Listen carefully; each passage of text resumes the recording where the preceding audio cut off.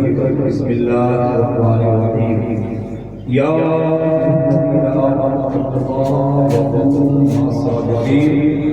صدق اللہ مولانا العظیم و صدق رسولہ النبی الامین المتین الکریم ونحن على ذلك لمن الشاهدين والشاكرين والحمد لله رب العالمين وعدين الحمد والشكر لصدق البرار وصفحة دينكم أولياء الرجال صاحبكم آئی ہمارا آقائی نامنا مدینہ کے دائلہ دوزوالا کے مالک مقدار ہم غریبوں کے غمگسار نائب پروردگار حدیث الغربین چارہ سازی درد مندہ حدیثی بھی کسر بڑی فدا جناب احمد مصطفیٰ محمد مصطفیٰ صلی اللہ علیہ وسلم کی بارگاہ میں اس کلام میں عقیدت اور محبت کے ساتھ نبی اور آل نبی کی بارگاہ میں ایک مرتبہ درود پاک پڑھیں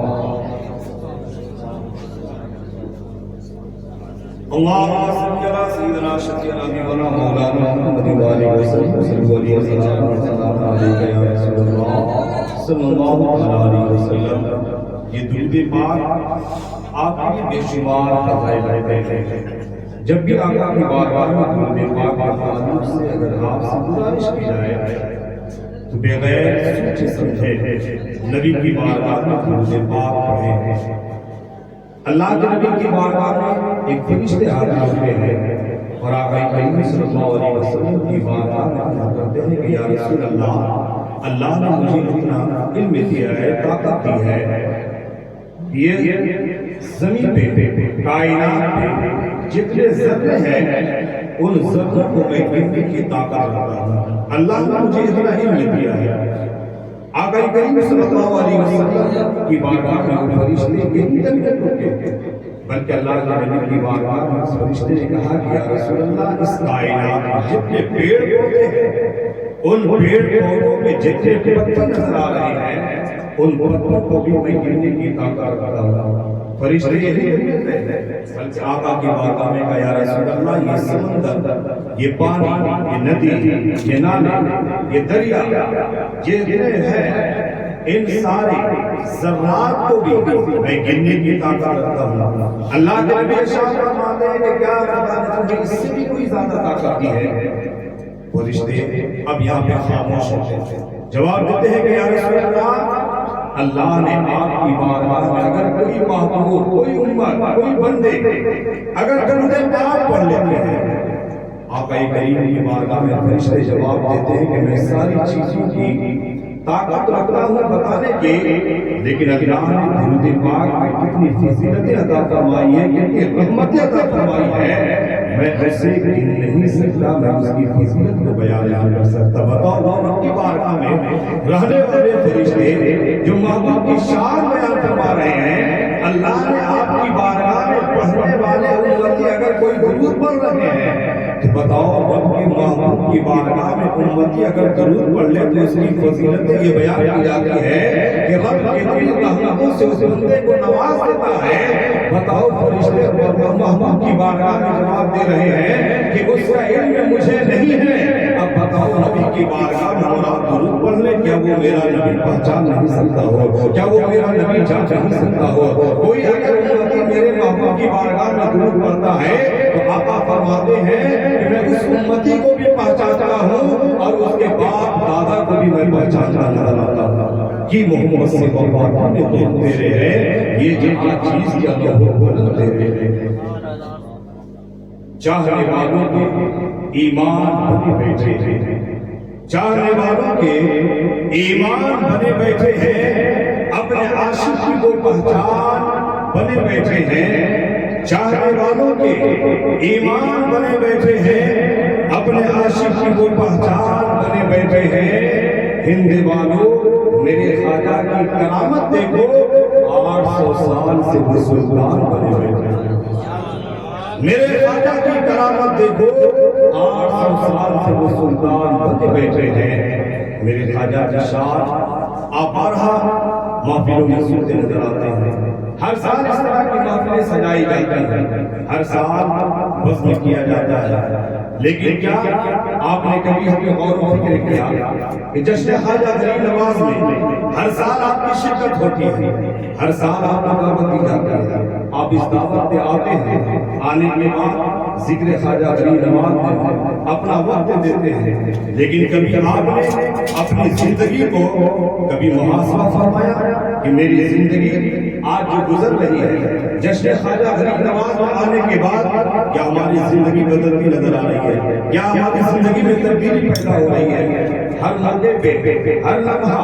ہر گھڑی کبھی ذکر حسین کیا جا رہا ہے، کبھی ذکر خواجہ کیا جا رہا ہے، کبھی ذکر غوث کیا جا رہا ہے، کبھی ذکر مخدوم کیا جا رہا ہے، کبھی ذکر پاک کیا جا رہا ہے۔ لیکن آج انسان اپنی زندگی کا اگر محاسبہ کرے کہ انسان ترقی کیسے چاہتا ہے، انسان اپنے ترقی کو کیسے گامزن ہونا دیکھتا ہے، انسان اپنی ترقی کی زندگی کو کیسے آگے بڑھتا دیکھتا نظر آتا ہے کہ آج انسان چاہتا ہے کہ میں آگے بڑھ جاؤں، آج انسان چاہتا ہے کہ میری زندگی بدل جائے، آج انسان چاہتا ہے کہ میں عروج پہ ہو جاؤں۔ لیکن کبھی آپ نے غور و فکر کیا ہے کہ انسان دنیا میں زندگی میں آنے کے بعد اب اسے علم کا راستہ دکھایا جاتا ہے، لیکن جس علم کے راستے میں ہم آرام چلتے نظر آتے ہیں یہی وہ دنیا ہے جس دنیا میں ایک دن وہ ہے، ایک علم وہ ہے جو ہمیں دنیاوی زندگی، دنیاوی علم دیتا نظر آ رہا ہے، اور ایک راستہ وہ نظر آ رہا ہے جو ہمیں دنیا میں علم تو دیا جا رہا ہے لیکن ایک دینی علم مل رہی ہے، ایک دنیاوی علم مل رہی ہے۔ لیکن آج انسان اگر درسگاہ میں بیٹھتا ہے، آج انسان اگر دینی علم کی جانب پڑھتا ہے، اب اسی انسان کو دیکھا جا رہا ہے، اب اسی بچے کو دیکھا جا رہا ہے علم کی بنیاد پر کبھی اللہ والوں کو پہچان لے رہا ہے، کبھی اللہ کے شہیدوں کو پہچان لے رہا ہے، کبھی اللہ کے نبیوں کو پہچانتا نظر آ رہا ہے۔ لیکن ایک دنیاوی علم حاصل کرنے والا انسان کبھی وہ ڈاکٹر بن جاتا ہے، کبھی انجینئر بن جاتا ہے، کبھی وہ افسر بنتا نظر آ رہا ہے۔ لیکن آج اسی کالج میں پڑھنے والے ایک طالب علم کو دیکھا جا رہا ہے، علم کو حاصل کر رہا ہے، لیکن اسی علم کی بنیاد پر اب اسے عروج نہیں ملتی نظر آ رہی ہے، اب اس کی منزلت اونچی نظر نہیں آ رہی ہے۔ لیکن آخر خواجہ غریب نواز کی شان اقدس کیا نظر آتی ہے؟ میرے خواجہ غریب نواز ہیں جنہوں نے علم تو حاصل کیا ہے، لیکن ان کی علم کی بارگاہ یہ دیکھی جا رہی ہے کہ کبھی علم جو ہے کسی کی نظر سے بدل جاتی ہے اور کبھی علم صحبت سے بدلتی نظر آتی ہے۔ آپ اس واقعے کو یاد فرمائیں کہ حضرت خواجہ غریب نواز علی رحمت و رضوان ہیں جن کی بارگاہ کا عالم یہ نظر آ رہا ہے کہ ان کے حصے میں باغیچے نظر آ رہے ہیں، لیکن اسی باغیچے میں ایک بزرگ کی آمد ہوتی نظر آ رہی ہے، لیکن اس بزرگ کی بارگاہ میں حضرت خواجہ غریب نواز نے کیا پیش فرمایا تھا؟ انگور کا گچھے ہی پیش فرمایا تھا، انگور کا پھل ہی تو پیش فرمایا تھا، لیکن اسی انگور کے پھل کو کھانے والے اس بزرگ نے اپنی بارگاہ سے ایک کھنڈی دی تھی، لیکن اسی کھنڈی کو کھانے کے بعد حضرت خواجہ غریب نواز ہیں جنہوں نے دنیا کے باغیچے کی حفاظت فرمائی تھی، لیکن اس زمانے کے بعد جب حضرت خواجہ غریب نواز سے پوچھا جا رہا ہے اب آپ کا باغیچہ کون سا نظر آ رہا ہے، اب اس باغیچے کی سیرابی کرتے نظر آ رہے ہیں، آپ اس باغیچے کی رکھوالی کرتے نظر آ رہے ہیں، اب خواجہ غریب نواز کی زندگی کا مطالعہ کرنے والوں میں آپ کو بتانا چاہتا ہوں جب تک کہ حضرت خواجہ غریب نواز ہیں اسی باغیچے کی حفاظت کر رہے تھے، اب تک کہ دنیا کے باغ و بہار نظر آ رہے تھے،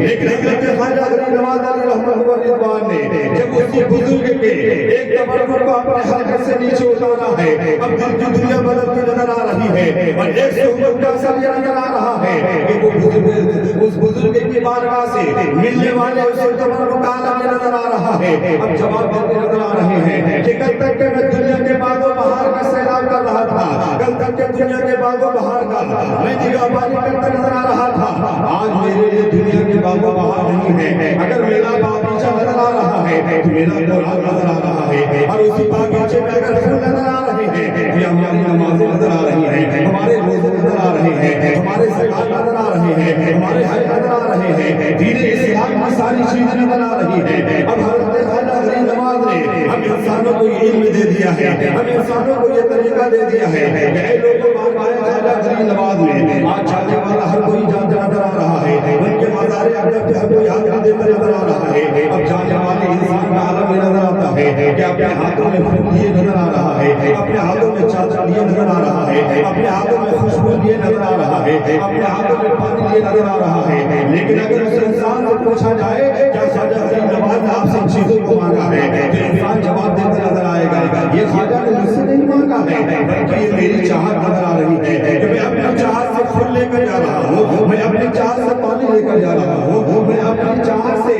یہ خوشبو لے کر جا رہا ہوں، لیکن کبھی آپ نے سوچنے کی لیکن کبھی آپ نے غور و فکر کرنے کے لیے اپنا توجہ کیا ہے، کبھی آپ نے غور و فکر کیا ہے کہ آخر خواجہ غریب نواز نے مجھ سے کیا مانگا ہے، آخر ان کی چاہت کیا نظر آتی ہے، ان کی پسند کیا نظر آتی ہے، اور میں آپ کو بتانا چاہتا ہوں آج انسان بارگاہ خواجہ غریب نواز میں اگر کوئی حاضری دے رہا ہے اپنی چاہتوں کو لے کر جا رہا ہے لیکن اسے بھی ملتا نظر آ رہا ہے، لیکن آج دنیا کا ایک باپ ہے اگر اسی بیٹے کو پالنے والا ایک باپ پالتا نظر آ رہا ہے تو اس کے بعد ان کے پاس اگر دو بیٹے نظر آ رہے ہیں تو ایک بیٹا کو نظر آ رہا ہے جو کم پڑھا لکھا نظر آ رہا ہے اور ایک بیٹا کو نظر آ رہا ہے جو اپنے وقت کا افسر بھی نظر آ رہا ہے، اپنے وقت کا پڑھا لکھا زیادہ نظر آ رہا ہے، لیکن جب باپ کی رحمتیں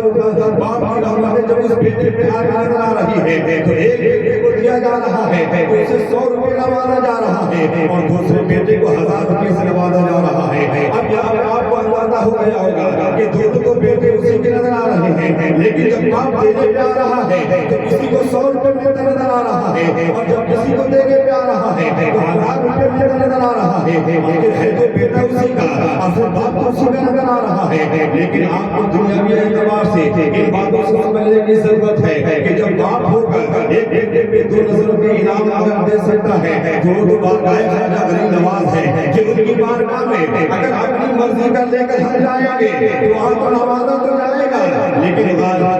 خواجہ غریب نواز میں اگر خواجہ کی پسند لے کر جائیں گے ہم نمازوں کو لے کر جائیں گے، ہم روزے کو لے کر جائیں گے، حج و زکات کو لے کر جائیں گے، ہم قرآن کی تلاوتوں کو لے کر جائیں گے، ہم اسلام کی ساری چیزوں کو لے کر جائیں گے، سنت نبی کو لے کر جائیں گے، اب بتاؤ وہ خواجہ غریب نواز ہے ہزاروں کو نوازتے تو نظر آ رہے ہیں، لیکن جب وہ بندہ اور جب وہ غلام اس طرح کی وہ تحفے لے کر جاتا ہے تو خواجہ غریب نواز کی بارگاہ میں اس انسان کو مالا مال کر دیا جا رہا ہے، اس لیے کہ اگر وہ بندہ آ رہا ہے تو خواجہ کی پسند لے کر آ رہا ہے، ان کی چاہت لے کر آ رہا ہے، تو نوازنے پہ جب میرے خواجہ آتے ہیں تو اپنے غلاموں کو نہیں دیکھا جاتا ہے بلکہ اس کی زندگی کو دیکھی جاتی ہے کہ یہ زندگی میں کس چیز کو میری بارگاہ میں لے کر آ رہا ہے، ارے ارادے لاکھ بنتے ہیں پر ٹوٹ جاتے ہیں، اجمیر وہی جاتے ہیں جنہیں خواجہ بلاتے ہیں۔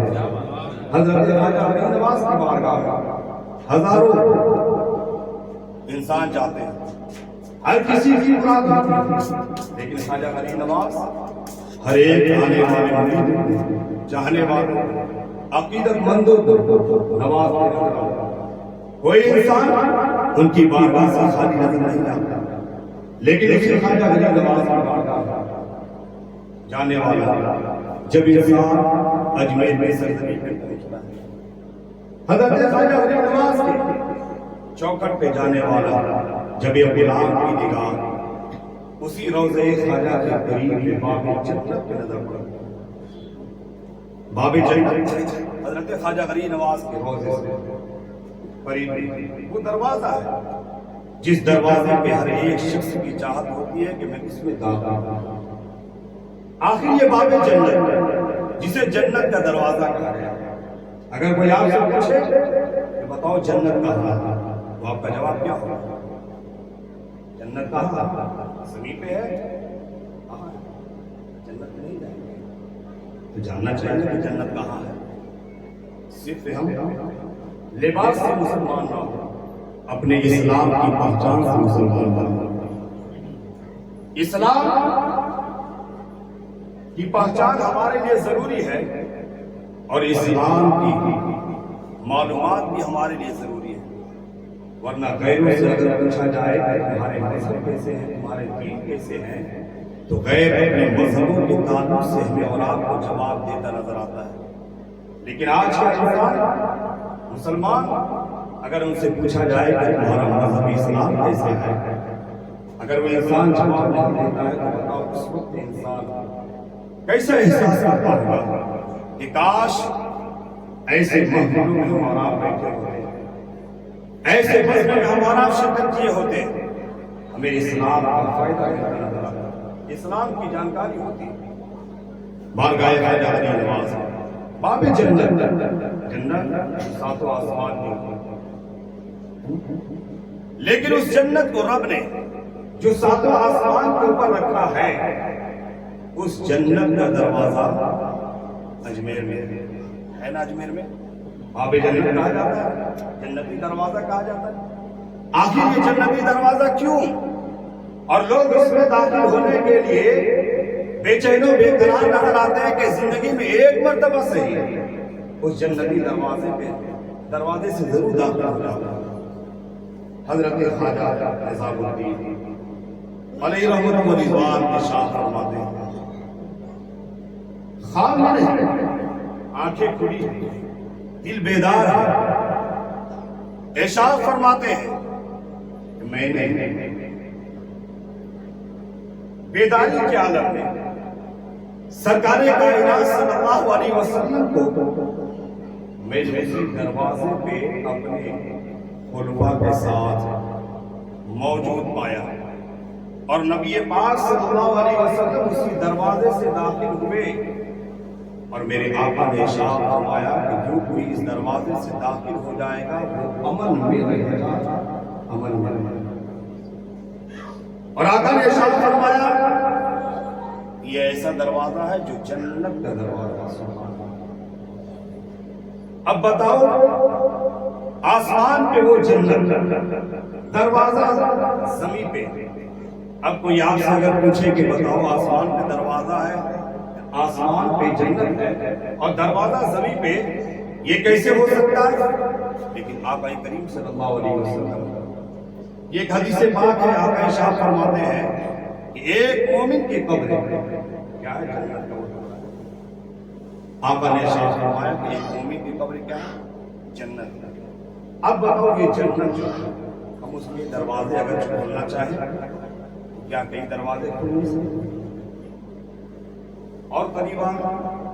اللہ کے نبی نے ارشاد فرمایا کہ تمہاری ماں جن کے قدموں کے نیچے اللہ نے جنت رکھا۔ اب بتاؤ یہ جنت تو آسمان پہ، لیکن نبی نے ارشاد فرمایا کہ تمہارے ماں کے قدموں کے نیچے اللہ نے جنت رکھی۔ اب بتاؤ وہ جنت تو آسمان پہ، لیکن اس جنت کے ٹکڑے کہاں کہاں نظر آ رہے ہیں؟ اور آقا نے یہاں پر ارشاد فرمایا کہ جس مقام پہ میرا ذکر کیا جاتا ہے، جس مقام پہ میرا تذکرہ کیا جاتا ہے، وہ جنت کی کیاریوں میں سے ایک کیاری نظر آتا ہے۔ اللہ کے نبی نے ارشاد فرمایا کہ ماں تمہارے جن کے قدموں کے نیچے اللہ نے جنت کو رکھا ہے۔